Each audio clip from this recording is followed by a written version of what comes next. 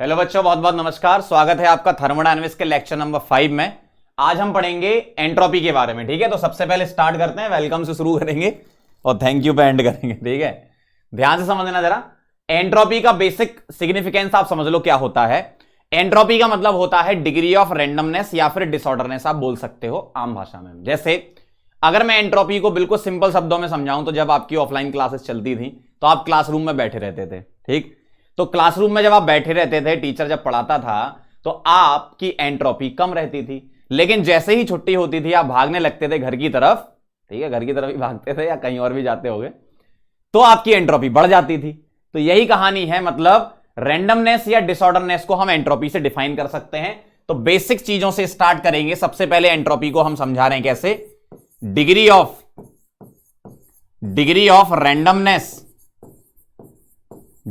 Randomness और disorderness, अपन इनको दोनों को नियरली इक्वल मान सकते हैं ना। डिग्री ऑफ रैंडमनेस या फिर डिसऑर्डरनेस, इसको क्या बोलते हैं बेटा? एंट्रोपी बोलते हैं। ठीक है, बिल्कुल सिंपल सी भाषा में लिखें तो सेकंड पॉइंट लिख रहे हैं क्या? सेकंड पॉइंट क्या लिख रहे हैं अपन? एंट्रोपी के बारे में लिख रहे हैं कि एंट्रोपी को कैसे रिप्रेजेंट कर रहे हैं। तो रिप्रेजेंटेड बाय डेल्टा एस। कैसे लिखते हैं अपन? Delta S. डेल्टा एस मतलब हम इसको लिख सकते हैं S2 माइनस S1 या S final minus S initial. मतलब हम एक तरीके से क्या बोल सकते हैं कि एंट्रोपी क्या बेटा? स्टेट फंक्शन है। क्या है? स्टेट फंक्शन है और एक्सटेंसिव प्रॉपर्टी भी होता है ये, है ना। स्टेट फंक्शन भी है और एक्सटेंसिव प्रॉपर्टी भी है। क्या है? एक्सटेंसिव प्रॉपर्टी भी है ये, है ना। तो एंट्रोपी क्या होता है? State function. इनिशियल और फाइनल स्टेट पे डिपेंड करता है। समझाया था मैंने आपको स्टेट फंक्शन और पाथ फंक्शन क्या होते हैं। जो एंटायर प्रोसेस पे डिपेंड करें वो पाथ फंक्शन होते हैं, और जो सिर्फ इनिशियल और एंड पॉइंट पे डिपेंड करें वो होते हैं आपके स्टेट फंक्शन। जैसे इनिशियल पॉइंट पर आपको pressure P1, volume V1, temperature T1 एक स्टेट दे दी गई है। फाइनल पे pressure P2, volume V2, temperature T2 state दे दी गई है। तो इन दोनों स्टेट पर ही डिपेंड करेगा, किस पाथ से जा रहे हो उस पर डिपेंड नहीं करेगा, है ना। तो स्टेट फंक्शन होता है, एक्सटेंसिव प्रॉपर्टी होती है। यूनिट बता देना आप जरा, यूनिट क्या होती है? अगर मैं यूनिट की बात करूं तो एंट्रोपी की यूनिट होती है जूल पर केल्विन, या जूल को आप कैलोरी में कन्वर्ट करके भी लिख सकते हो, कैलोरी पर केल्विन में भी लिख सकते हो, है ना। तो ये इसकी यूनिट होती है। अगर मैं मैथमेटिकली इसको डिफाइन करूं, किसको? एंट्रोपी को, तो हम इस तरीके से लिखते हैं। पॉइंट नंबर 6 लिख रहा हूं क्या?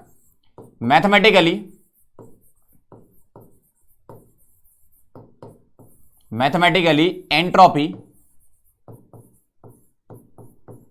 कैन बी डिफाइंड एज, ध्यान से देखना, mathematically entropy can be defined as the heat absorbed, ध्यान से सुनना, the heat absorbed by the system at particular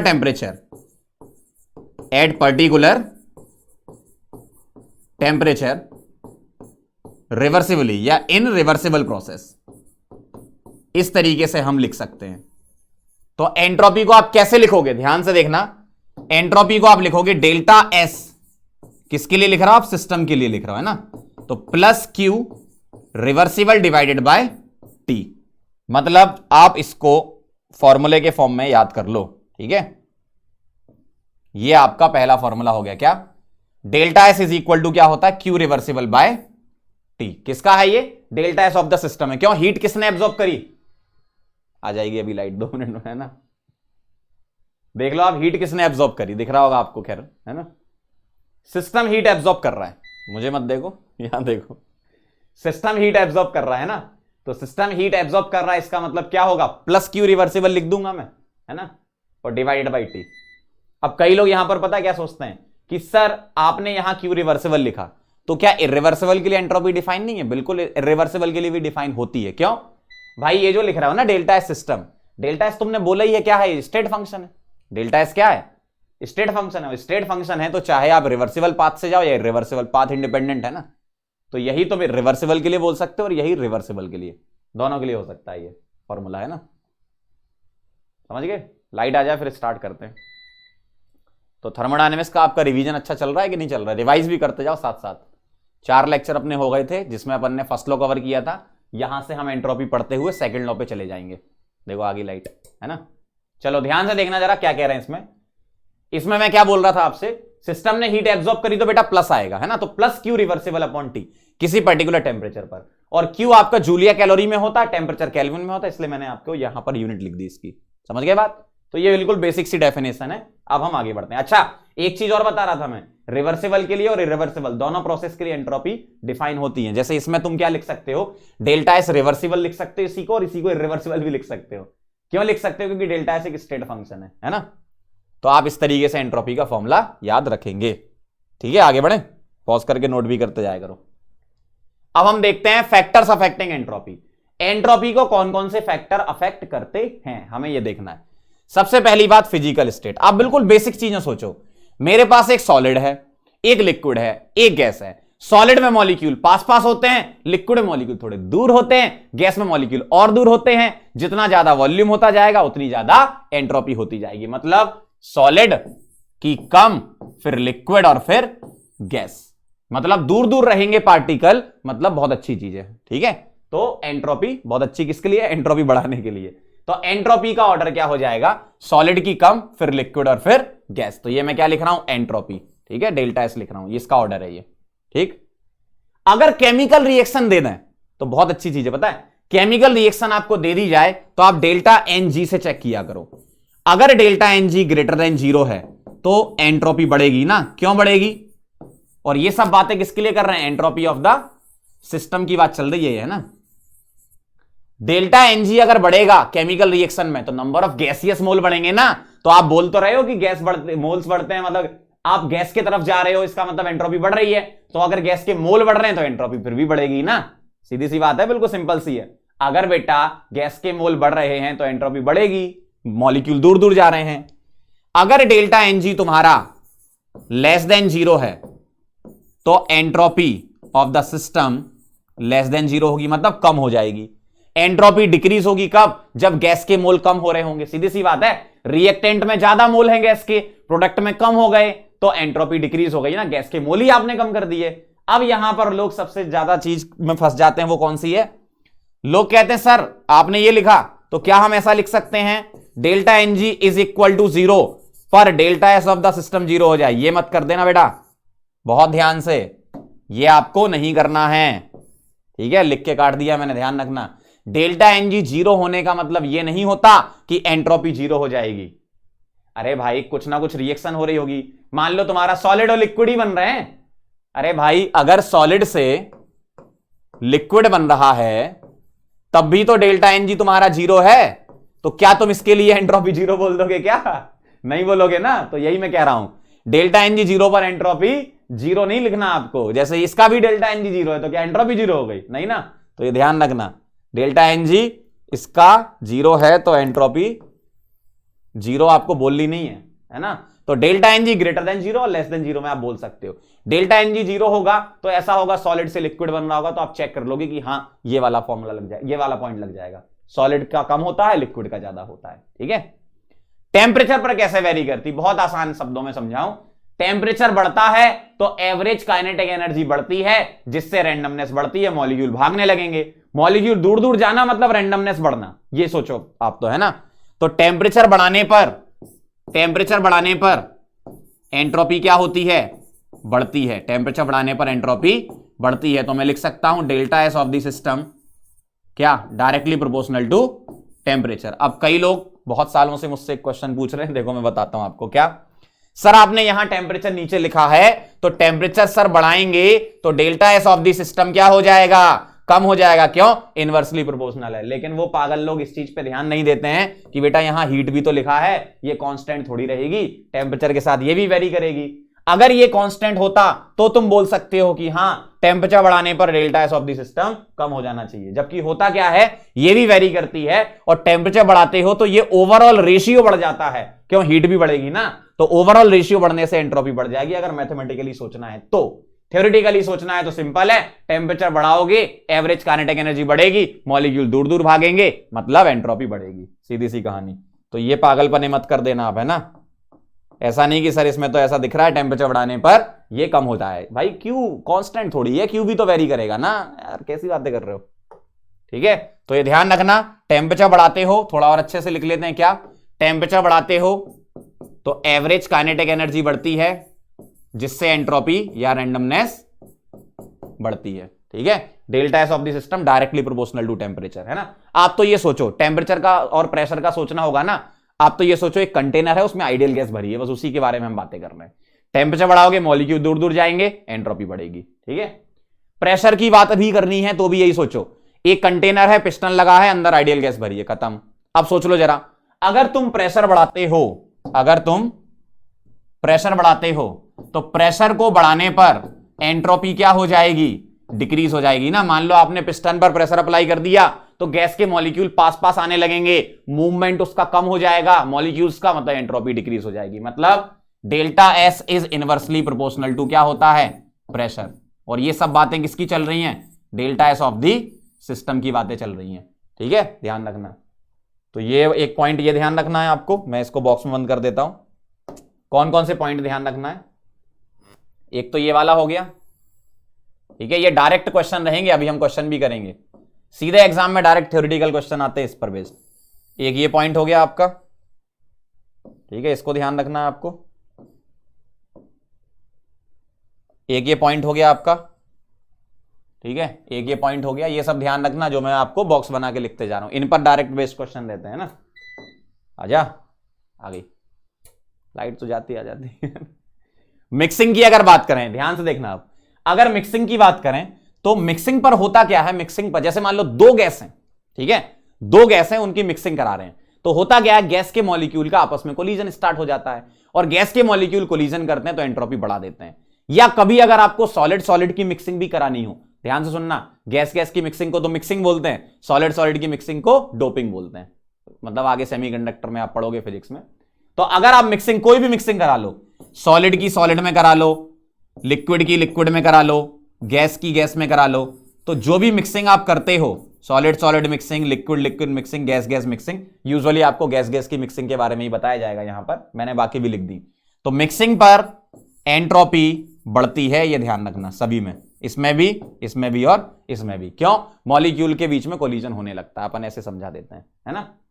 तो यह ध्यान रखना, जब कभी भी गैस की मिक्सिंग होगी तो एंट्रोपी बढ़ेगी, बस आपको इस वाले पॉइंट पर फोकस करना है। ठीक है, बाकी मैंने और भी लिख दी हैं, आपको जिस पॉइंट पर फोकस करना है वो लिख रहा हूं मैं। आपको इस वाले पॉइंट पर फोकस करना है कि गैस गैस की मिक्सिंग होती है तो एंट्रोपी बढ़ती है। ठीक है, बाकी जो इसके लिए होता है वही इसके लिए होता है ना।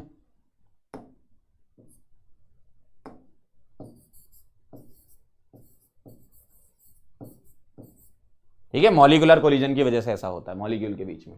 समझ गए सारे पॉइंट आप, एक बार फिर सुन लो।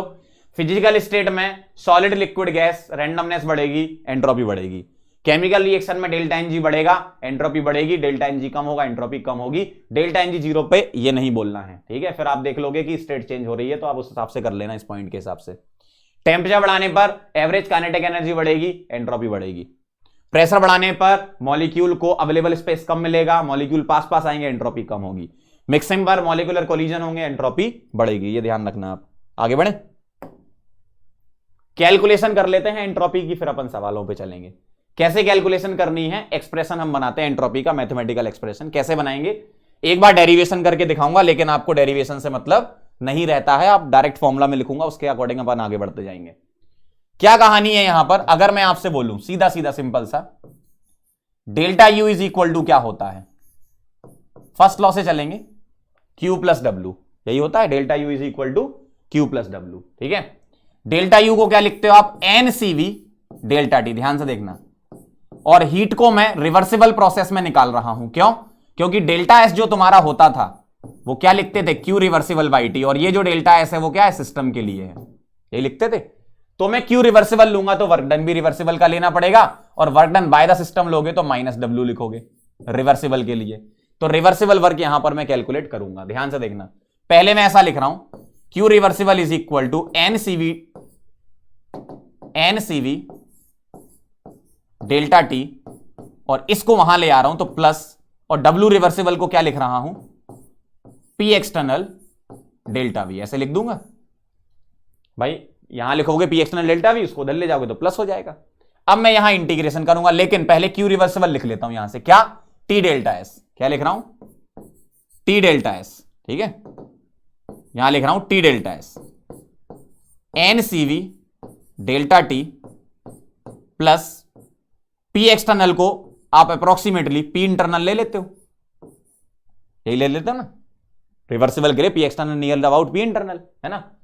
अब मैं यहां T से डिवाइड कर रहा हूं, delta S is equal to NCV delta T by T plus P internal, मतलब P ले लेता हूं उसको, P अपॉन T, ठीक है, इंटरनल मतलब गैस के लिए।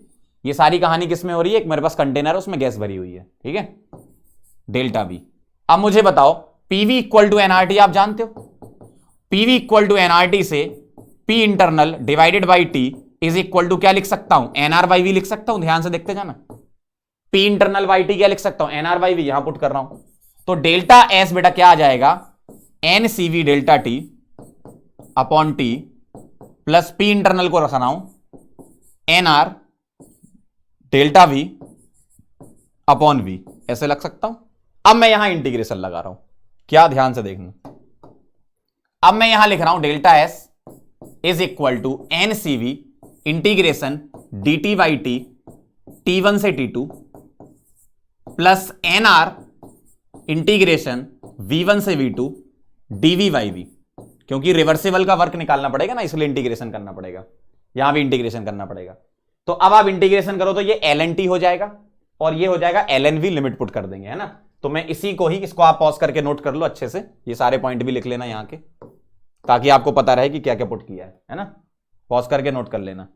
मैं आगे बढ़ रहा हूं, इसी को ही कॉपी कर लेता हूं और यहीं पे समझा देता हूं आपको, ध्यान से देखना।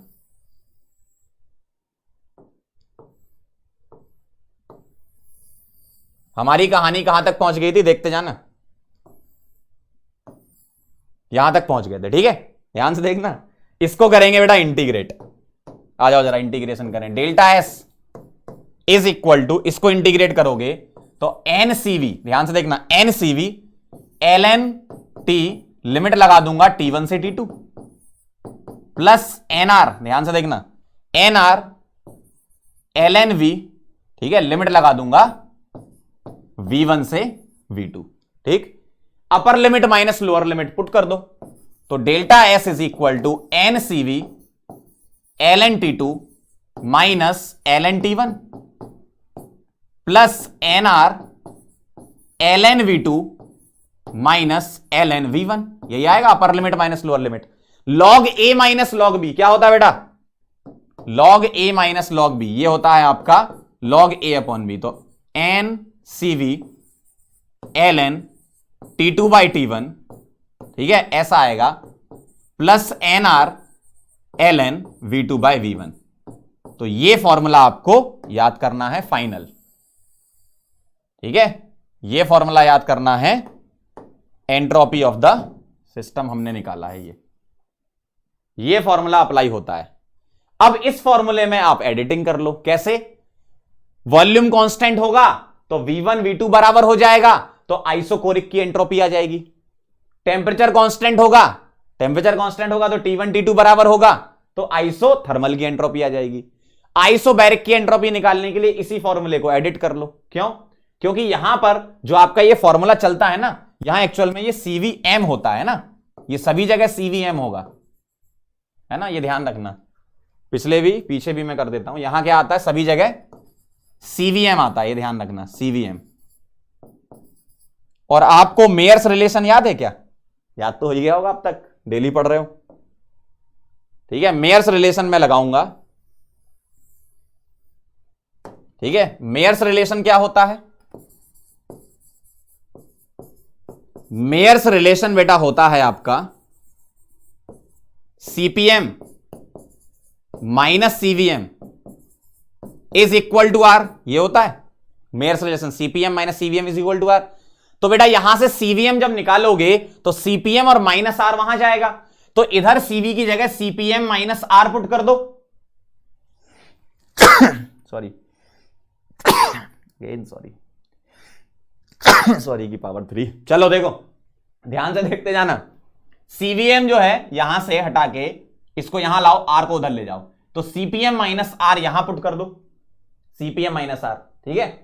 और सीपीएम माइनस आर पुट करोगे तो इस लॉग को जब सॉल्व करोगे तो डेल्टा एस का सीपी के रिस्पेक्ट में फॉर्मूला लिख देता हूं मैं, अब ज्यादा नहीं कर रहा यहां पर, ऑलरेडी डेरिवेशन कर चुके हैं, बस आपको यहां पर सीपीएम माइनस आर पुट करना है सीवीएम की जगह, और सॉल्व करोगे इसको तो दूसरा फॉर्मूला सीपी के फॉर्म में क्या बनेगा, ध्यान से देखना, delta S is equal to N CVM की जगह एन सीपीएम आ जाएगा, L N T two by T one रहेगा, ध्यान से देखना, प्लस एन आर, यहां पर L N V two by V one की जगह P one by P two आ जाएगा, ऐसा हो जाएगा, ठीक है। तो मैं डायरेक्ट लिख रहा हूं, आप चाहो तो खुद से करके देख सकते हो, कोई दिक्कत नहीं,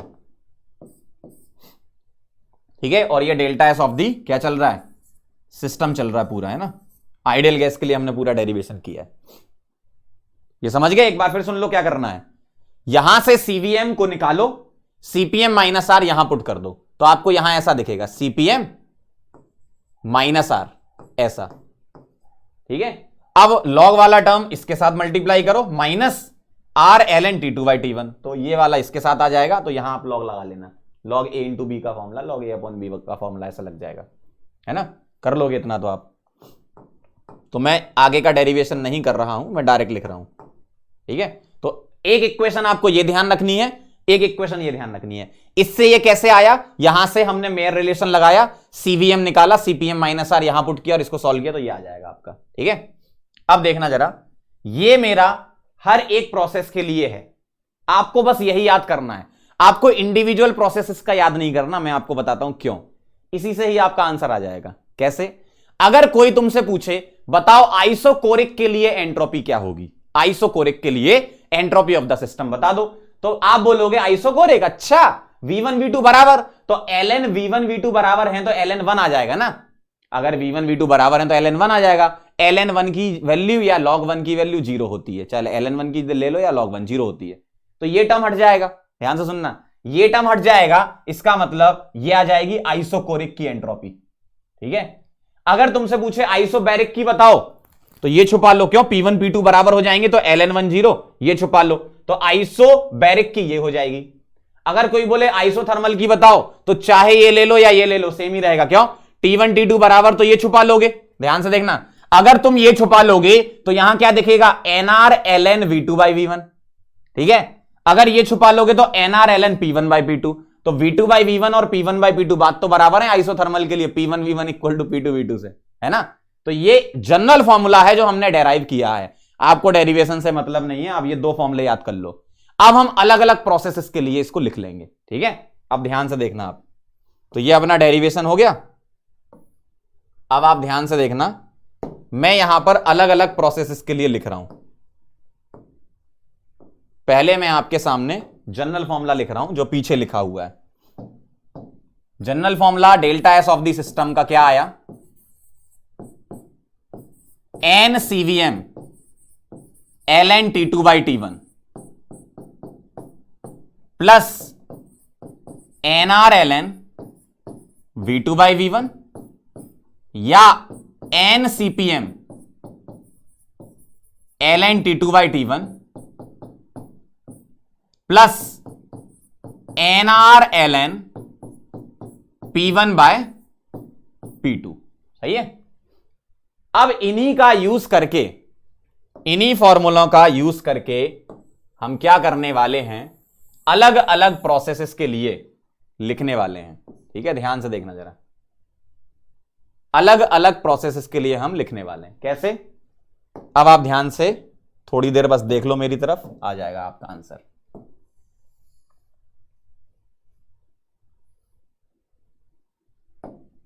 आइसोकोरिक, अगर आपसे बोले आइसो कोरिक प्रोसेस के लिए बताओ, आइसोकोरिक, ठीक है, आइसोकोरिक के लिए बताओ, तो आप क्या करोगे, यहां देखोगे, यहां देखोगे आप कहां वॉल्यूम टर्म आ रहा है, इधर आ रहा है, तो आप ये फॉर्मूला यूज करो, वो मत करो, ये करोगे तो V1 V2 बराबर है, आइसोकोरिक के लिए V1 इक्वल टू V2 होगा, और V1 V2 तुम्हारे बराबर हो जाएंगे तो ये टर्म कट जाएगा, ये छुपा लो, मतलब ये आंसर आ गया।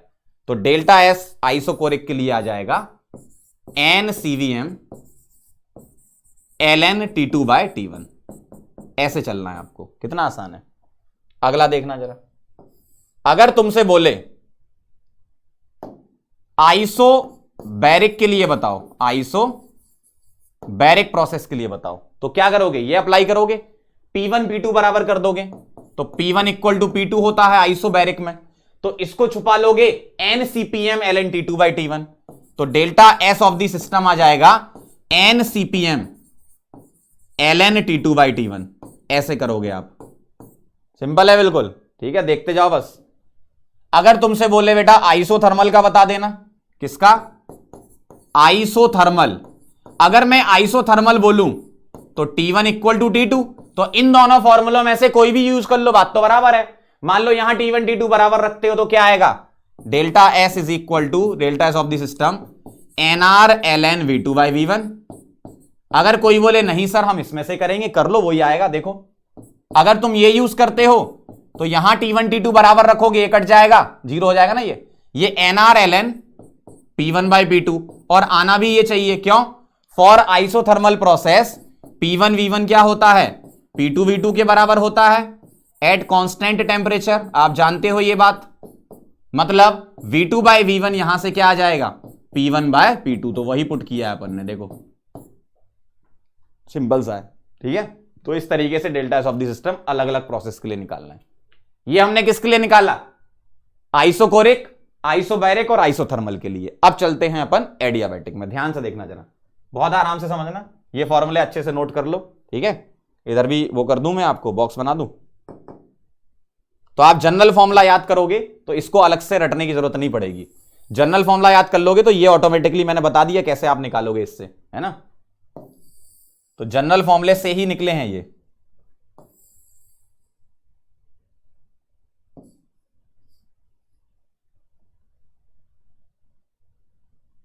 समझ गए कहानी, इसको थोड़ा नीचे कर लेना, P1 V1 है ना, समझ गए कहानी क्या है, देखते जाओ बस, है ना। अभी न्यूमेरिकल भी करेंगे अपन इसके, चलें आगे। अच्छा इसमें एक चीज और बता रहा था मैं, आइसो थर्मल तक हो गया था ना, हाँ ध्यान से देखना, इसी में ही एडियाबैटिक इंक्लूड कर लेते हैं। अगर तुमसे पूछा है एडियाबैटिक के लिए, है ना, देखो ध्यान से देखना जरा, अगर तुमसे पूछा गया है एडियाबैटिक प्रोसेस के लिए, ध्यान से देखना जरा, पूरा क्लियर समझ में आ जाएगा आपको। अच्छा ये गायब हो गए,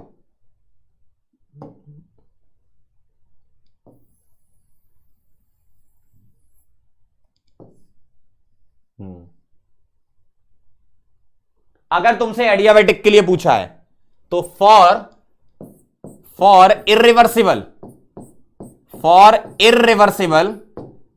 एडियाबैटिक प्रोसेस, यही जो जनरल फॉर्मूले हैं ना, यही अप्लाई करना है। अगर कभी इररिवर्सिबल एडियाबैटिक प्रोसेस पूछे जाने के चांसेस बहुत कम है इसके, क्योंकि बहुत बड़ा फॉर्मूला होता है एग्जाम में सॉल्व करने के लिए, लेकिन पूछ सकते हैं, क्या दिक्कत है, पूछ सकते हैं, कोई दिक्कत नहीं है ना। तो फॉर इररिवर्सिबल एडियाबैटिक प्रोसेस आपको जनरल फॉर्मूले अप्लाई करने हैं, कोई दिक्कत नहीं, ठीक है। अब अगर आपसे पूछा रिवर्सिबल एडियाबैटिक प्रोसेस, ठीक है, तो for reversible adiabatic process, reversible adiabatic process, अगर बेटा ये पूछ लिया आपसे, ठीक है, तो ध्यान से देखना जरा, डेल्टा एस क्या होता है, क्यू रिवर्सिबल बाई टी, और एडियाबैटिक प्रोसेस में क्यू रिवर्सिबल 0, मतलब डेल्टा एस 0। इसका मतलब for reversible adiabatic process delta S क्या होता है, 0। और ये किसका है, सिस्टम का है ना, ये सिस्टम की बातें चल रही हैं। मतलब ध्यान से सुनना मेरी बात,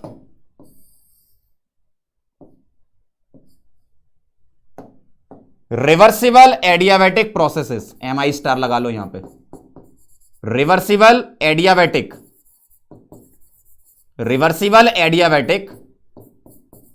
processes are also known as isoentropic iso entropic, क्यों? डेल्टा एस सिस्टम जीरो है ना, तो आइसो एंट्रोपिक प्रोसेसेस, ये ध्यान रखना। रिवर्सिबल एडियाबैटिक प्रोसेस को क्या बोलते हैं? आइसो एंट्रोपिक बोलते हैं, ठीक है, ये ध्यान रखना। और इरिवर्सिबल में आप ये जनरल फॉर्मूले अप्लाई करोगे तो सारी प्रोसेस आपकी हो गई। चलो आगे बढ़े। अब चलते हैं एंट्रोपी ड्यूरिंग फेज ट्रांजिशन। बहुत आसान है, कोई दिक्कत नहीं, सिंपल बेसिक चीज से चलेंगे। एंट्रोपी ऑफ द सिस्टम का फॉर्मूला बता दो जरा। Delta S of the system क्या होता था? Plus Q reversible by T होता था, यही लिखते थे अपन। तो बस यहां पर क्या करोगे, अगर फ्यूजन है तो फ्यूजन का मतलब क्या है? सॉलिड से क्या बन रहा है? लिक्विड बन रहा है, ठीक है। वेपराइजेशन है तो क्या हो रहा है? लिक्विड से क्या बन रहा है? वेपर बन रहा है, ठीक है, गैस बन रहा है। और सब्लिमेशन, सॉलिड से डायरेक्ट वेपर, ठीक है, या गैस बन रहा है, ठीक। तो इन सभी के लिए कुछ ना कुछ हीट तो होगी। इधर मैं हीट लिख रहा हूं डेल्टा एच फ्यूजन, इधर हीट लिख रहा हूं डेल्टा एच वेपराइजेशन, और इधर हीट लिख रहा हूं, सॉरी, हाँ वेपराइजेशन, इधर लिख रहा हूं डेल्टा एच सब्लिमेशन। ऐसे लिख सकता हूं, बहुत सिंपल। तो तुम्हें करना क्या है, सीधा फॉर्मूला क्या बनेगा? डेल्टा एस, ये जनरल फॉर्मूले से ध्यान से देखो, इससे यहां जो क्यू है ना वही तो डेल्टा एच होता है ना।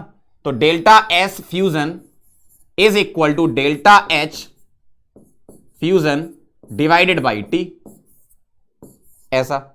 यही सेम फॉर्मूला सभी जगह लगेगा, बस प्रोसेस का नाम लिख देना। Delta S vaporisation is equal to delta H vaporisation बेटा अपॉन टी। समझ रहे हो जो मैं समझा रहा हूं आपको? यही फॉर्मूला लगेगा, बस क्यू की जगह डेल्टा एच रखना है।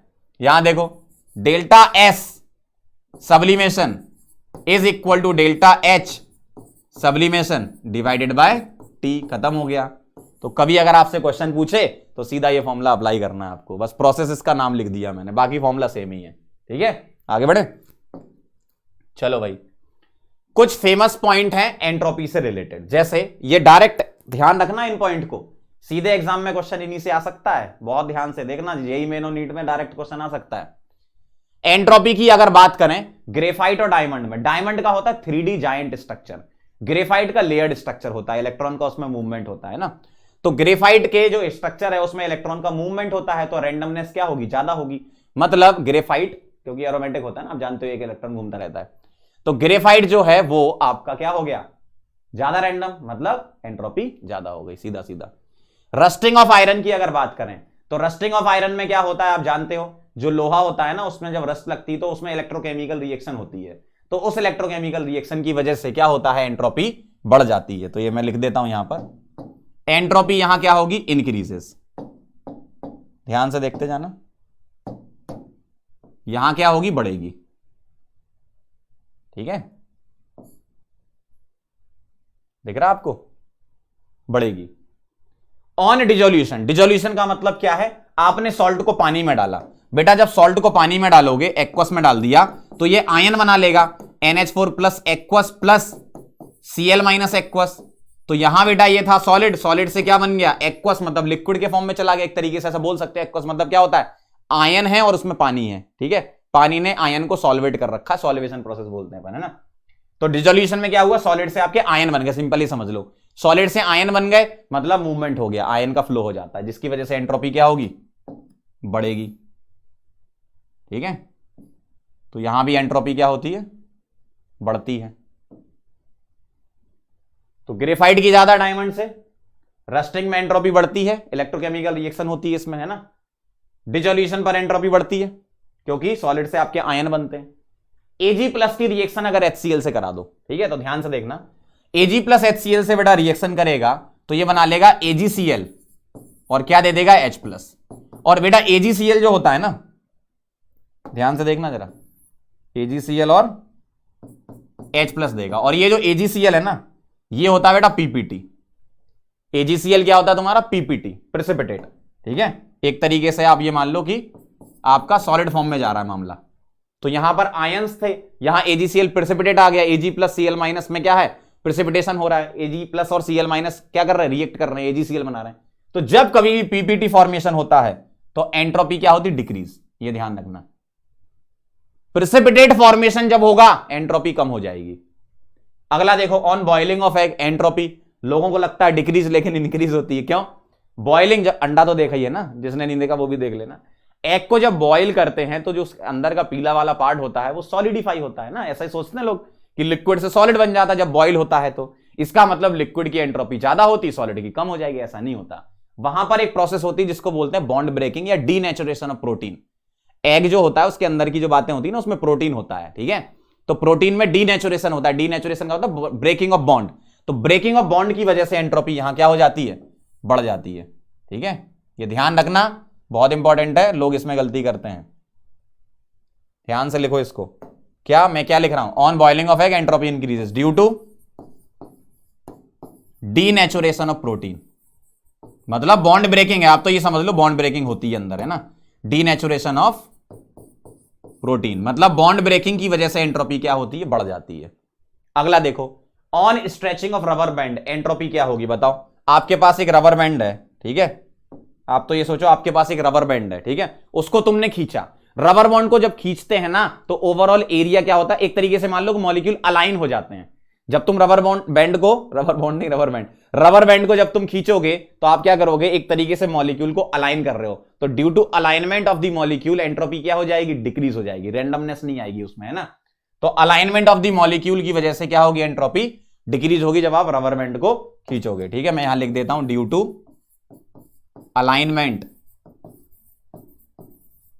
To alignment of molecules.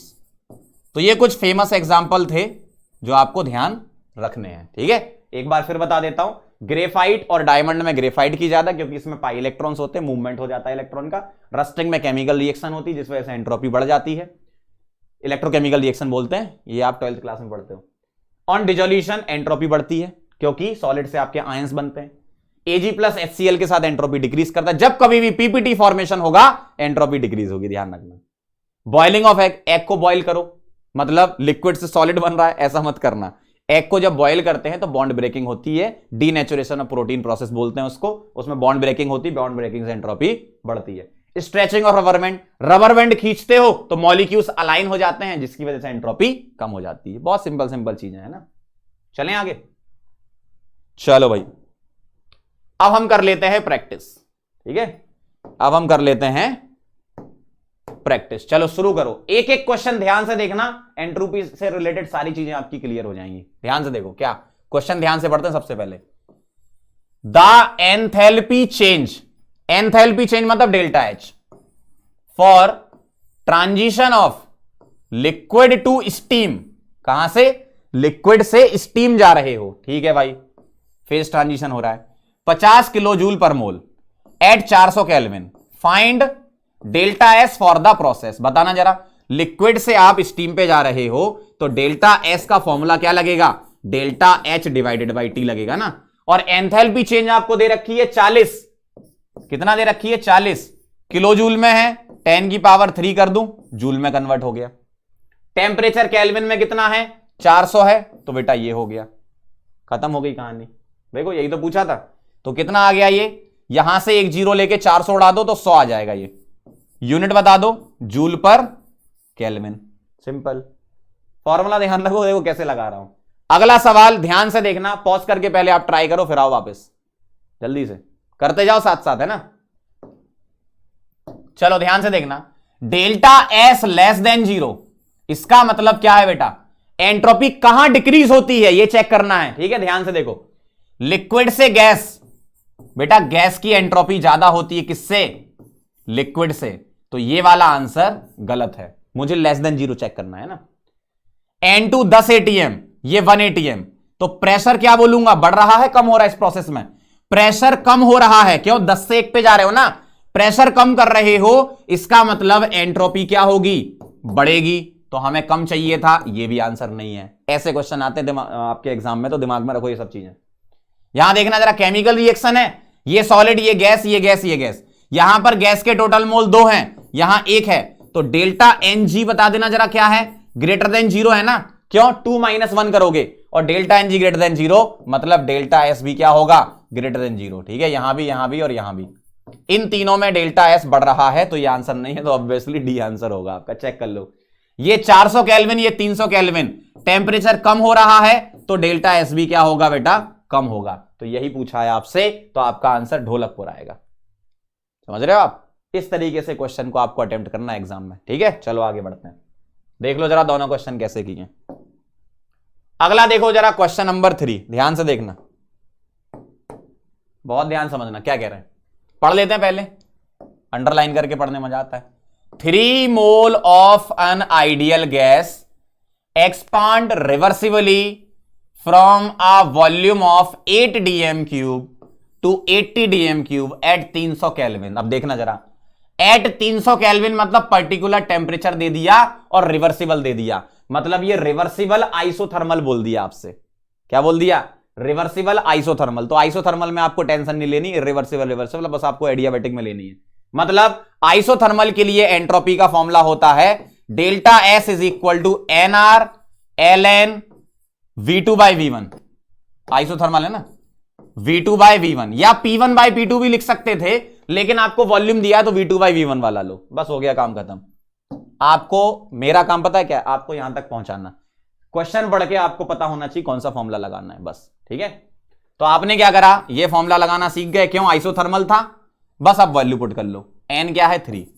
R क्या है? R के फॉर्म में आंसर ऑप्शन में दिया हुआ, मैंने यहां लिखे नहीं, लेकिन R के फॉर्म में आंसर ऑप्शन में था, मैं उसी में निकाल देता हूं। ln V2 by V1, V2 कितना है? 80, V1 कितना है? 8, बस खत्म। तो डेल्टा S क्या आ गया? 3R ln 10। अब आपकी इच्छा है आपको इसको किस में निकालना है। अगर कैलोरी में निकालना है तो R को 2 पुट कर देना, ठीक। जूल में निकालना है तो 25/3 पुट कर देना। ln 10 आपका कितना होगा? 2.3 log 10 log 10 1 होता है। थोड़ा आगे तक सॉल्व करके कर देता हूं, तो आगे मल्टीप्लाई आप कर लेना। देखो, अगर आपको इसे कैलोरी में निकालना है तो आपको R को 2 रखना है। ln 10 हो गया 2.3 log 10 1 होता है, ये कैलोरी पर केल्विन आ जाएगा, ठीक। अगर आपको, ये तो एक तरीका हो गया, अगर आपको इसको जूल में निकालना है तो डेल्टा एस रखना पड़ेगा ऐसे, क्या आर रखना पड़ेगा 25/3 और इंटू 2.3, ये किस में आ जाएगा? जूल पर केल्विन। मल्टीप्लाई वगैरह आप कर ही लोगे, ऑप्शन में वैसे ये दिया था, है ना। अगला सवाल देखो, एक और आया, delta S less than 0 for, आ जाओ जरा एक बार और सीखते हैं। Delta S less than 0 for, ध्यान से देखना क्या लिखा है, dissolution of I2 in a solvent, मतलब I2 बेटा होता है सॉलिड, और डिसोल्यूशन में कहां चला जाता है? ये एक्वस में। किसमें चला जाता है? ये एक्वस में, है ना। तो सॉलिड से कहां जा रहा है? एक्वस, मतलब क्या हो रहा है? I2 है ना। क्या हो रहा है? एंट्रोपी बढ़ती है ना, लिक्विड की तरफ जा रहा है एक तरीके से। तो ये ऑप्शन नहीं है, क्यों? इसमें डेल्टा एस ग्रेटर देन 0 आ रहा है। अगला, HCl is added to silver nitrate. अब बताना जरा रिएक्शन। बेटा सिल्वर नाइट्रेट जब HCl के साथ रिएक्शन करेगा तो ये देगा AgCl, और ये होता भाई साहब PPT प्लस, क्या देगा ये?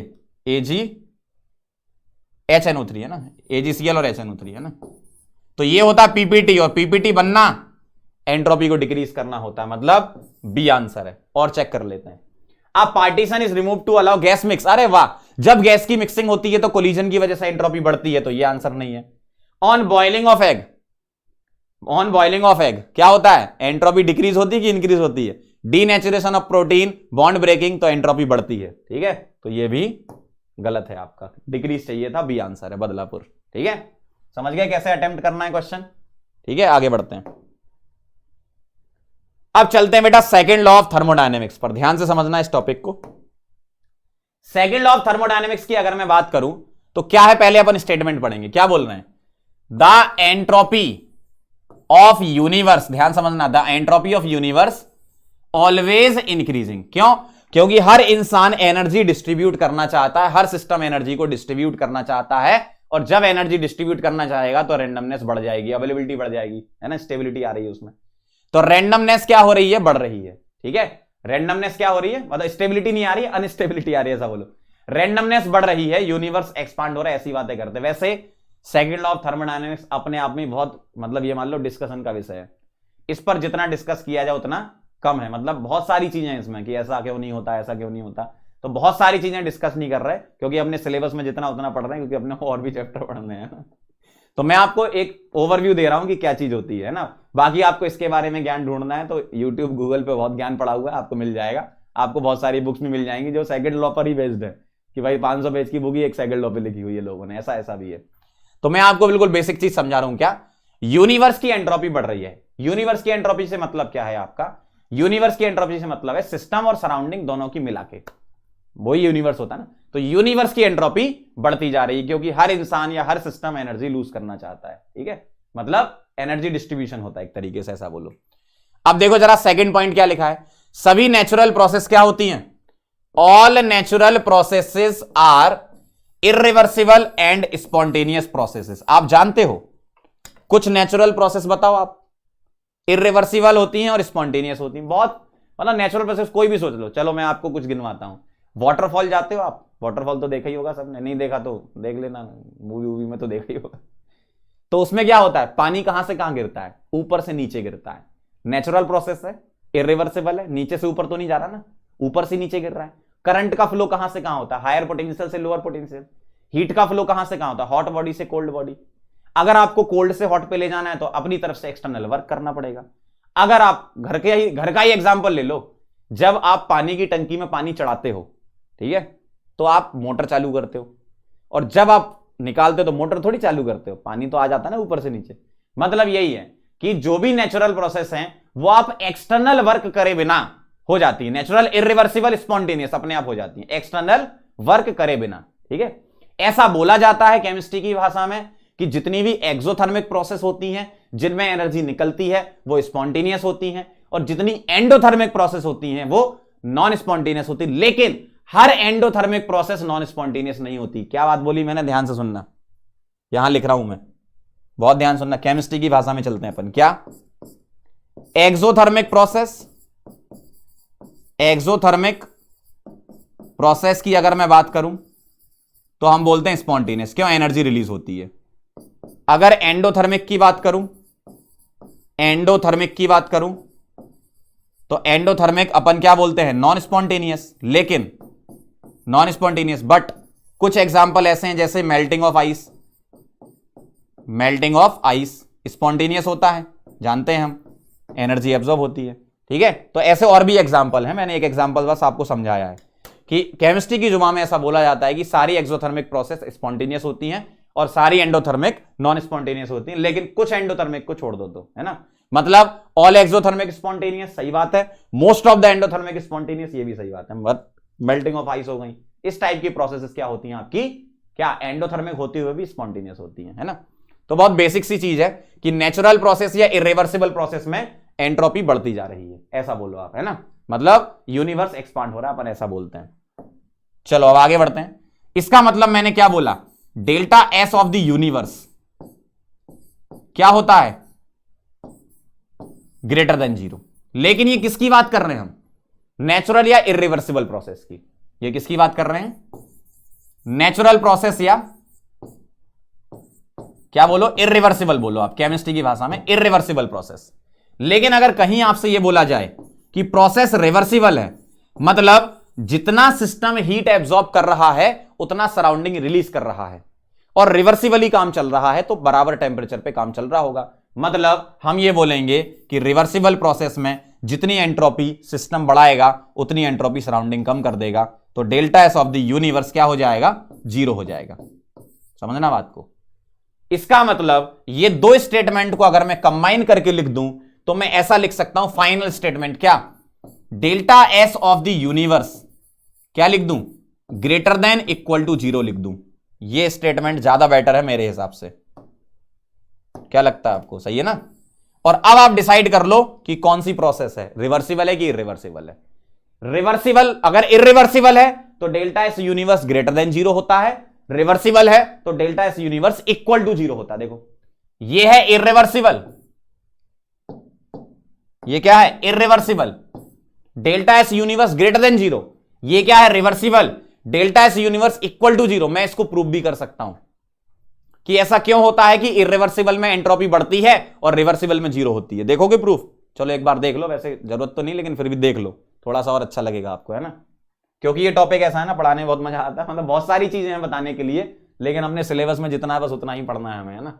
अपन ने तो इंजीनियरिंग कर रखी है तो कई सारी चीजें पढ़ रखी थी पहले से, इससे भी बियॉन्ड पढ़ रखा है, लेकिन आपको पढ़ा नहीं सकते हो। चलें आगे, क्योंकि हमें सिलेबस पर फोकस रहना है। चलें। अब देखो जरा, मैं आपको इसका देखो सीख लो थोड़ा सा, मतलब बहुत मतलब इंपॉर्टेंट तो नहीं है लेकिन बता देता हूं क्यों होता है ऐसा, आपको थोड़ा अच्छा लगेगा, थोड़ी मतलब साइंस वाइंस समझ में आने लगेगी। Delta S universe for irreversible process, ये मैं कैलकुलेट करके दिखा रहा हूं आपको, भाई हम इंजीनियर है ना तो हम कुछ मतलब प्रूफ के साथ बात करेंगे, मैथ्स के प्रूफ के साथ। तो delta S universe irreversible process की अगर बात करूं मैं, तो मैं पहले एक चीज कंसीडर कर रहा हूं, क्या? कंसीडर क्यू अमाउंट, ध्यान से पढ़ लो पहले statement, Q amount of heat is released by the system. ध्यान से देखो क्या लिखा है, अमाउंट ऑफ एनर्जी रिलीज हो रही है, हीट क्या हो रही है? रिलीज हो रही है। प्रोसेस क्या है? इरिवर्सिबल है। इरिवर्सिबल का मतलब क्या है? एक पर्टिकुलर स्टेट से दूसरे स्टेट पर आप आ चुके हो, वापस नहीं जा सकते, है ना। चलो भाई, अगर मैं इरिवर्सिबल की बारे में बात करूं, ध्यान से देखना जरा, तो आपने डेल्टा एस सिस्टम अगर निकालना है तो क्या रखोगे? क्यू बाई टी रखोगे, ठीक है। अगर प्रोसेस इरिवर्सिबल है तो मैं ऐसा बोलूंगा, अगर सिस्टम एनर्जी को रिलीज कर रहा है, ध्यान सुनना, अगर सिस्टम एनर्जी या हीट को रिलीज कर रहा है मतलब सिस्टम हाई टेंपरेचर पे होगा, सराउंडिंग लो टेंपरेचर पे होगा, ये तो पक्का है। इसका मतलब अगर मैं temperature of the system, T of system, इसको मैं क्या ले रहा हूं? T1 ले रहा हूं, और टेंपरेचर ऑफ सराउंडिंग अगर मैं इसको T2 ले रहा हूं, तो इतना पक्का है कि सिस्टम एनर्जी रिलीज कर रहा है तो T1 ज्यादा होगा T2 से। सबसे पहले आप ये बात बता दो मुझे, सही है? बिल्कुल सही है कि नहीं? देखना, अगर बेटा सिस्टम, अरे यार, अगर सिस्टम हीट रिलीज कर रहा है तो सिस्टम ज्यादा टेंपरेचर पे रहा होगा ना, उससे कम टेंपरेचर पे जाएगा, तभी तो रिलीज कर रहा है, सीधी सी बात है। मतलब T1 बड़ा है T2 से, इतना पक्का है। चलो भाई, अब मैं delta S of the system लिख रहा हूं, क्या आएगा? इसको मैं लिख रहा हूं Q बाई टी की जगह एनर्जी रिलीज करी, एब्जॉर्ब करता है तो पॉजिटिव, रिलीज करता है तो क्या आता है? नेगेटिव, है ना। तो एनर्जी रिलीज करी किसने? सिस्टम ने, तो माइनस क्यू बाई टी लिख सकता हूं, और टी यहां पर क्या बन जाएगा तुम्हारा? T1 बन जाएगा, सही है। तो delta S of the system is equal to minus Q by T1, ठीक है। अब मुझे बता दो सराउंडिंग्स का, delta S of the surrounding, जैसे सिस्टम के लिए लिखते हो वैसे सराउंडिंग के लिए क्यू बाई टी लिखना है। लेकिन अगर सिस्टम एनर्जी रिलीज कर रहा है, release by the system and ऐसा भी लिख सकते हो क्या? एब्जॉर्ब्ड बाय द सराउंडिंग, सही बात है, एब्जॉर्ब्ड बाय द सराउंडिंग्स। ध्यान से देखना, एब्जॉर्ब्ड बाय द सराउंडिंग, तो सिस्टम एनर्जी को रिलीज कर रहा है तो सराउंडिंग उसको क्या कर रहा होगा? एब्जॉर्ब, और बेटा सराउंडिंग एब्जॉर्ब कर रहा होगा तो प्लस क्यू आएगा, और divided by surrounding T2 temperature पर। इरिवर्सिबल प्रोसेस है तो T1 और T2 बराबर नहीं होंगे, क्योंकि एक पर्टिकुलर स्टेट से दूसरे स्टेट पे पहुंच गए आप, है ना। इसका मतलब बेटा यह है कि जब delta S of the universe निकालोगे, ध्यान से देखना, यूनिवर्स निकालोगे तो minus Q divided by T1, क्यों? Delta S of the system plus delta S of the surroundings, यही लिखोगे आप, सही बात है। जितनी हीट सिस्टम रिलीज करेगा उतनी हीट सराउंडिंग एब्जॉर्ब कर लेगा, तो हीट तो उतना ही रहेगा, लेकिन हाई टेंपरेचर से लो टेंपरेचर पे चला जाएगा, सही बात है ना। कोई चीज अगर एनर्जी रिलीज कर रही है तो वो ज्यादा टेंपरेचर पे है, सामने वाली कम टेंपरेचर पे है ना। अब मुझे बताओ, T1 is greater than T2, ध्यान से देखना, T1 is greater than T2। अगर T1 बड़ा है T2 से, ध्यान से सुनना, इसमें से मैं क्या कर रहा हूं? Q कॉमन ले रहा हूं, और यहां लिख रहा हूं 1/T2 माइनस 1/T1, मैंने इस टर्म को एडजस्ट कर लिया, ठीक है। Q बाहर ले लिया, 1/T2 माइनस 1/T1। ध्यान सुनना, T1 अगर बेटा बड़ा है तो 1/T1 छोटा होगा, T2 छोटा है तो 1/T2 बड़ा होगा। इसका मतलब यह है, क्या है? यह मतलब तो साफ है कि यह टर्म तुम्हारा पॉजिटिव निकल के आने वाला है, और अगर यह पॉजिटिव निकल के आने वाला है तो delta S of the universe भी क्या निकल के आने वाला है? पॉजिटिव निकल के आने वाला है, सही बात है। इसलिए बोला था कि इरिवर्सिबल में delta S of the universe greater than 0 होता है। यह रहा उसका एक्सप्लेनेशन, समझ गए कहानी? आया मजा? अब देखो जरा रिवर्सिबल में क्या करेंगे। ये तो इरिवर्सिबल का हो गया, अगला है बेटा रिवर्सिबल। ध्यान से देखना, रिवर्सिबल के लिए तुम्हें कुछ नहीं करना।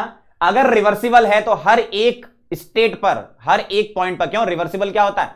हर एक पॉइंट पर इक्विलिब्रियम मेंटेन रहता है, मतलब हर एक पॉइंट पर टेंपरेचर दोनों चीजों का बराबर होगा, सिस्टम का और सराउंडिंग का। इसका मतलब डेल्टा एस जो यूनिवर्स आपने लिखा था, सिस्टम प्लस सराउंडिंग, क्या लिखा था? माइनस क्यू बाई T1 लिखा था, प्लस क्यू बाई T2 लिखा था। इसका मतलब बेटा यह है कि for reversible process T1 equal to T2, और T1 T2 बराबर, अरे मजा आ गया साहब, क्यू बाई टी और यहां प्लस क्यू बाई टी। अरे सर कट गया, डिजाइन सेम काट दिया करो। Delta S of the universe क्या आ गया, इज इक्वल टू 0। तो रिवर्सिबल प्रोसेस में टेम्परेचर सिस्टम सराउंडिंग का सेम रहता है, तभी तो रिवर्सिबल बोल रहे हो उसको, है ना। इसका मतलब delta S of the universe is equal to 0। किसके लिए, रिवर्सिबल प्रोसेस के लिए। सिस्टम का 0 नहीं होता, सराउंडिंग का 0 नहीं होता, किसका 0 होता है, यूनिवर्स का 0 होता है। ध्यान रखना, समझ गया कहानी। चलो भाई आगे बढ़े। अब क्लियर हुआ आपको सेकंड लॉ, है ना। चलो भाई सवाल करेंगे अब, कुछ मजा आएगा आपको, एंट्रोपी वाली सारी चीजें क्लियर हो जाएंगी। पढ़ें जरा, सवाल पढ़ने में बड़ा मजा आता है, अंडरलाइन करके देखो क्या कह रहे हैं आपसे। When 2 mole of an ideal gas, अच्छा सीपी दिया है, सीपीएम दिया है, हीटेड फ्रॉम 300 केल्विन to 600 kelvin at constant pressure. अरे मजा आ गया। कांस्टेंट प्रेशर का मतलब क्या होता है, प्रेशर कांस्टेंट। अरे वाह क्या बात बता दी सर। कांस्टेंट प्रेशर का मतलब आइसोबैरिक, है ना। Find delta S of the system. अब देखना जरा, आइसोबैरिक के लिए डेल्टा एस का फॉर्मूला, आइसोबैरिक के लिए n CPM l n T2 by T1। बस खत्म, यहां तक पहुंचाना मेरा काम था। इसके बाद आप जानते हो क्या करना है, लेकिन मैं बहुत अच्छा इंसान हूं तो सॉल्व कर देता हूं, ठीक है। एन क्या है 2 मोल, सीपीएम क्या है 5R/2, अच्छा एल एन T2 कितना है 600 और T1 कितना 300। आंसर आ गया आपका, देखो इससे ये कटा 2 आया, 2 से 2 उड़ा दिया, ये बेटा आ गया 5Rln2 is the final answer. अब आपको R को जूल में रखना है, 25/3 आंसर जूल पर केल्विन। R को कैलोरी में रखना है तो 2 रख देना, डेल्टा एस की यूनिट कैलोरी पर केल्विन, ठीक है। आपकी इच्छा है, वैसे ऑप्शन वाले क्वेश्चन है ये, मैंने दिए नहीं है, उसका आंसर इसी में दिया हुआ है ऐसा, है ना। चलो आगे बढ़ें। सवाल नंबर 2 क्या कहना है, ध्यान से देखना। सवाल नंबर 2 में कहना है इन प्रीवियस क्वेश्चन, प्रीवियस का मतलब ये वाला, समझ रहे हो, ये वाला। If process is carried out at constant volume find delta S of the gas. अब यही पूरा प्रोसेस आइसोकोरिक हो रहा है, कांस्टेंट वॉल्यूम है ना। आइसोकोरिक के लिए डेल्टा एस का फॉर्मूला बेटा होता है NCVM ln T2 by T1। ये जो फॉर्मूले मैंने लिखाए हैं ना, उसको आप डायरेक्ट याद रखोगे, सीधे क्वेश्चन बनेंगे आपसे, है ना। अब ध्यान से देखना जरा, बहुत ध्यान से। क्या N कितना है 2, CVM कितना है बेटा, CPM 5R/2 है, तो CVM निकालने के लिए मेयर का एक रिलेशन होता है। किसका होता है, मेयर का रिलेशन। क्या होता है, CVM माइनस, सॉरी उल्टा लिख रहा हूं, CPM minus CVM is equal to R। अब मुझे CVM निकालना है, दिख रहा है ना, CVM निकालना है, R माइनस कर दो इसमें से, 5R/2 और ये वाला R उधर लाओगे तो माइनस R, मतलब 3R/2 हो जाएगा। तो 2 into 3R/2 into ln T2 by T1 कितना है, पिछला ही सवाल है, तो ये आपका साफ साफ 2 रख देता हूं मैं उठा के, बस पिछले ही तो क्वेश्चन है, टेम्परेचर तो वही रहेगा। इससे ये उड़ा दिया। अब आंसर आपका आया 3R/ln2। R अगर 25/3 तो आंसर जूल पर केल्विन, R को 2 रखा तो आंसर कैलोरी पर केल्विन, ठीक है। चलो भाई आगे बढ़ें, आगे बढ़ते हैं, सवाल नंबर 3 पर चलते हैं। ध्यान से देखेंगे, क्वेश्चन को अंडरलाइन करते हुए पढ़ेंगे पंकज सर, देखना क्या लिखा है। If 1 mole of an ideal gas, 1 mole, ठीक है, CPM दिया है 5R/2, is expanded isothermally at 300 kelvin. भाई आइसोथर्मली बोला तो 300 केल्विन तो हो गई ना। Until its volume is tripled find delta S. देखो जरा क्या कह रहे हैं, डेल्टा एस निकालना है, आइसोथर्मल है, तो आइसोथर्मल के लिए delta S is equal to NRln, या तो V2/V1 या P1/P2। क्या रखोगे, वॉल्यूम को ट्रिपल किया है मतलब V2/V1 रख देंगे अपन, ऐसा, ठीक है। N बता दो कितना है, 1 मोल। R के फॉर्म में आंसर निकालते अपन। क्या कह रहे हैं, until its volume is tripled, volume क्या करना है, ट्रिपल्ड, ठीक है। तो ये क्या आ जाएगा, ln ट्रिपल्ड मतलब V2/V1 क्या हो जाएगा, V2 is equal to 3V1 बोलोगे ना, ट्रिपल्ड का मतलब V2/V1 क्या बोलोगे, 3, ठीक है। तो ये आ जाएगा आपका फाइनल आंसर, मतलब R/ln3 क्या आ जाएगा, delta S of the system. समझ रहे हो बात को, ऐसे करना है। अगला करेंगे यहां अंडरलाइन, क्या इन प्रीवियस क्वेश्चन, मतलब ये वाला 3 नंबर वाला। If expansion is carried out freely, मतलब P external zero, then delta S of the gases. अब ध्यान से देखना जरा, पी एक्सटर्नल जीरो होता है तो अब ध्यान से सुनना, पी एक्सटर्नल फ्री एक्सपांसन है। फ्री एक्सपांसन में क्या क्या चीजें जीरो होती हैं, ध्यान से सुनो। आपका क्यू जीरो होता है, ठीक है, और फ्री एक्सपांसन में क्यू जीरो होता है, लेकिन फ्री एक्सपांसन इरिवर्सिबल प्रोसेस होती है। ध्यान रखना, मैंने आपको बताया था आइसोलेटेड सिस्टम में चलती है, इरिवर्सिबल प्रोसेस होती, क्योंकि पी एक्सटर्नल जीरो होता है, work zero, delta U zero, Q zero, लेकिन इरिवर्सिबल प्रोसेस है, ध्यान रखना है ना। और डेल्टा एच आपका जीरो, और क्या डेल्टा टी आपका जीरो, ये सब चीजें जीरो, लेकिन एंट्रोपी जीरो नहीं होती। क्यों? क्योंकि फ्री एक्सपांसन का आप याद करो थोड़ा सा, पिछले टर्न पे पढ़ाया था मैंने, जो कंटेनर है उसके बाहर कोई प्रेशर नहीं लग रहा, लेकिन अंदर से गैस एक्सपांड होगी ना, और वॉल्यूम चेंज की वजह से एंट्रोपी बढ़ेगी। तो एंट्रोपी बढ़ेगी, लेकिन क्या है, जो प्रोसेस है ना वही प्रोसेस रहेगी, बस एंट्रोपी रहेगी। यहां पर तुम ये नहीं लिख सकते क्या कि सर फ्री एक्सपांसन तो डेल्टा एस जीरो, गलत हो जाएगा। क्यों? आप बोलो सर डेल्टा एस क्या होता है, Q reversible divided by T, ठीक है, तो रिवर्सिबल की हीट जीरो होती है, रिवर्सिबल की हीट जीरो होती है, ऐसा बोल सकते हो क्या? नहीं। क्यों? फ्री एक्सपांसन इरिवर्सिबल होता है। तो यहां क्यू रिवर्सिबल जीरो पुट मत कर देना कि सर हीट जीरो होती थी तो हम हीट जीरो रख दें। ध्यान सुन लो, फ्री एक्सपांसन इरिवर्सिबल है, जबकि फॉर्मूले में क्या होता है, रिवर्सिबल होता है, ठीक है। इसका मतलब फ्री एक्सपांसन की कुछ ना कुछ एंट्रोपी होगी वॉल्यूम चेंज की वजह से। डेल्टा एस जीरो आप नहीं बोल सकते, डेल्टा एस जीरो आप नहीं बोल सकते, मतलब क्या बोलोगे, जो आप निकालते हो वही बोलोगे, मतलब सेम आंसर यही आएगा, कैलकुलेशन वही है सेम पूरी। तो ध्यान रखना, फ्री एक्सपांसन में भी अगर सिस्टम के लिए पूछा है तो एंट्रोपी डिफाइन होती है, फ्री एक्सपांसन में एंट्रोपी जीरो नहीं होती। क्या जीरो होता है? क्यू जीरो होता है, लेकिन वो क्यू इरिवर्सिबल होता है, फ्री एक्सपांसन इरिवर्सिबल होता है। डेल्टा यू जीरो होता है, डब्ल्यू जीरो होता है, लेकिन डेल्टा एस जीरो नहीं होता है। स्टार लगा लो बहुत अच्छे से, ठीक है। आगे बढ़े, अगला सवाल नंबर 5, शायद बस 2 ही बचे, बहुत सारे वेरिएशन कवर करा दिए मैंने आपको। खैर देखो, मतलब एंट्रोपी से रिलेटेड जितने क्वेश्चन एग्जाम में आ चुके हैं उसका एक एक अपन ने वेरिएशन ले लिया है ना। देखो जरा, डेल्टा एस फॉर पढ़ेंगे, अंडरलाइन करके पढ़ते Pankaj sir, delta S joule पर केल्विन में निकालना है, ठीक है। फॉर फ्रीजिंग ऑफ कितना, 10 ग्राम पानी, 10 ग्राम पानी, डेल्टा एस फ्यूजन दिया है 80 कैलोरी पर gram at 0 degree centigrade and 1 atm। अच्छा देखो जरा, ये तो सीधा सीधा फेस ट्रांजिशन का है, तो delta S fusion is equal to delta H fusion divided by, बेटा क्या लिखूंगा, टी। अब मुझे बताओ डेल्टा एच फ्यूजन कितना है, 80 कैलोरी पर ग्राम है, लेकिन 10 ग्राम के लिए निकालना। ध्यान से सुनना, ये क्या है, 1 ग्राम के लिए कितने, 1 ग्राम के लिए 80 कैलोरी है, तो 10 ग्राम के लिए कितना होगा, क्या बात है, मल्टीप्लाई करना आता है, 800 कैलोरी हो जाएगा। इसका मतलब यहां रखूंगा मैं 800, और टेम्परेचर क्या रखूंगा, टेम्परेचर 0 डिग्री सेंटीग्रेड, मतलब 273। लेकिन ये आंसर किस में आएगा, ये कैलोरी में था, तो ये कैलोरी पर केल्विन में आंसर आएगा। आप इसको सॉल्व करना किसमें, जूल में। तो कैलोरी से जूल में जाना हो तो क्या करते हो, 1 कैलोरी इज इक्वल टू क्या होता है, 4.2 जूल। ये आपका फाइनल आंसर आ जाएगा, ठीक है, समझ गए ना। 12 के आसपास कुछ आएगा लग रहा है मुझे, 300 का डबल 600, 2.5 4 दूनी 8, 12 के आसपास आने वाला है, मतलब कर लेना आप इसको सॉल्व, मल्टीप्लाई डिवाइड।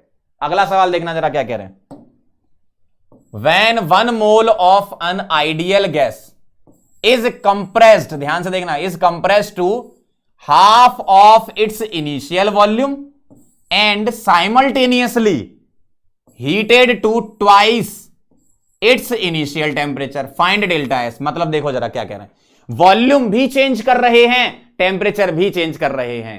ध्यान से सुनो, एंट्रोपी में जब वॉल्यूम भी चेंज हो जाए बेटा, टेम्परेचर भी चेंज हो जाए, तो जनरल फॉर्मूला अप्लाई करते हैं, कौन सा वाला, delta S is equal to N, volume वाला ना, वॉल्यूम चेंज हो रहा है तो N CVM L N T two by T one plus क्या लिखूंगा, N R L N V two by V one. खत्म होगी कहानी। वॉल्यूम भी चेंज हो रहा है, टेम्परेचर भी चेंज हो रहा है, डेल्टा एस निकालना है ना। चलो भाई बताओ, एन कितना है, 1 मोल, सीवीएम कितना है, CVM when 1 mole of an ideal gas. अच्छा सीवीएम नहीं दिया, सीवीएम के फॉर्म में ही निकाल लेते, क्योंकि ऑप्शन में शायद सीवीएम दिया था, है ना, तो इसी के फॉर्म में निकाल लो, सीवीएम एल एन, T2 कितना है, T2 T2 T1 का रिलेशन बता दो। Heated to twice its initial temperature, मतलब T2 क्या कह रहे हैं, ट्वाइस इट्स इनिशियल टेम्परेचर, मतलब ln2 प्लस n1 है r ln V2 क्या है, gas is compress to half of its initial volume, मतलब V2 बाई V1 आपका हाफ है, half of its initial volume कह रहे हैं ना, मतलब V1 ऐसा, V2 is equal to V1/2, तो V2 बाई V1 हाफ है ना, तो ये आ जाएगा आपका 1/2। चलो भाई सॉल्व कर लो इसको थोड़ा सा। CVM ln2, और इस ln2 को माइनस log2 लिख सकता हूं, मतलब माइनस ln2 लिख सकता हूं ln हाफ को, तो ln हाफ को माइनस ln2, तो माइनस r ln2, बस आ गया, ln2 कॉमन ले लो, इसी ऑप्शन में ही आपको दिया हुआ है ये, है ना, ये आपका आंसर आएगा। ऑप्शन में इसी के फॉर्म में दिया था, मैंने आपको ऑप्शन नहीं दिए। ओके, कोई मोनोडायटोमिक गैस दी जाएगी, सीवीएम पुट कर देंगे, आर पुट करके निकाल लेंगे अपन, ठीक है, समझ गए कैसे अप्लाई करना है। चलें फिर आगे। चलो तो ये कहानी थी पूरी आपकी किसकी, एंट्रोपी की, ठीक है। अब मैं आपको एक बहुत इंपॉर्टेंट बात बताने जा रहा हूं, जाना मत कहीं। बहुत इंपॉर्टेंट बात यह है कि आप सभी लोगों को जो यहां तक पहुंच चुके हैं और जो नहीं पहुंचे उनका तो पता नहीं क्या कर रहे हैं, लेकिन जो यहां तक अपने चैनल तक पहुंच चुके हैं उन सभी लोगों को बहुत बहुत धन्यवाद, ठीक है। अच्छे तरीके से पढ़ते रहें, और जितने भी मैंने आपको लेक्चर अभी करा दिए हैं, सभी लेक्चर, एक एक लेक्चर बहुत इंपॉर्टेंट है, एग्जाम रिलेटेड ही टॉपिक में पढ़ाता हूं, जो एग्जाम में आते हैं आपके, तो वही टॉपिक आपको रेडी करने हैं, ठीक है। अगर आपको थ्योरी अच्छी लग रही है अपनी, तो बिल्कुल आप अच्छे तरीके से नोट्स बनाएं, बढ़िया तरीके से पढ़ें, प्रीवियस ईयर क्वेश्चन लगाएं, तो आपको लगेगा कि हाँ भाई सही जगह जा रहे हैं अपन, है ना। प्रीवियस ईयर क्वेश्चन लगाएं आप, 36, 38, 48 जितने भी ईयर्स की आती हैं, ये 50 साल 100 साल वाली, तो वो सब ले लें और उससे आप क्वेश्चन प्रैक्टिस करते रहें, ठीक है। चलो मिलते हैं फिर अपन नेक्स्ट लेक्चर में, गिव्स फ्री एनर्जी वगैरह पढ़ेंगे अपन उसमें, तब तक के लिए ओके बाय।